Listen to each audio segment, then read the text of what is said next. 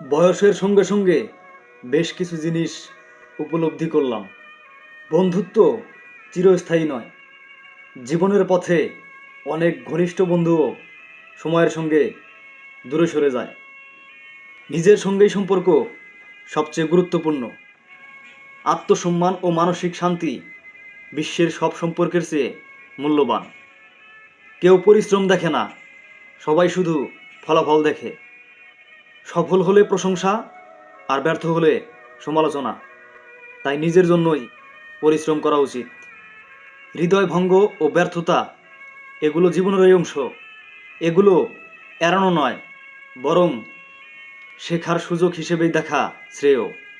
বাড়ির মতো আপন কোনো জায়গা নেই। দুনিয়ার যেখানেই যাই, শান্তির ঠিকানা একটাই, নিজের ঘর। পরিবার ও অর্থই সবচেয়ে বেশি গুরুত্বপূর্ণ।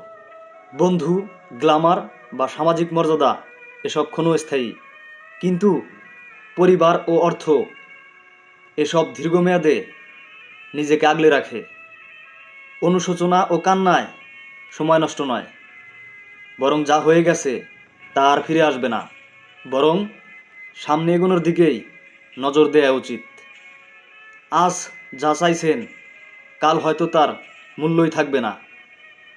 মানুষের চাহিদা বদলায়, সুতরাং আবেগের বশে কোনো সিদ্ধান্ত না নেওয়াই ভালো। শৈশবই জীবনের সেরা সময়। দায়িত্বহীন ও নির্মল আনন্দের সেই দিনগুলো আর কখনোই ফিরে পাওয়া সম্ভব নয়।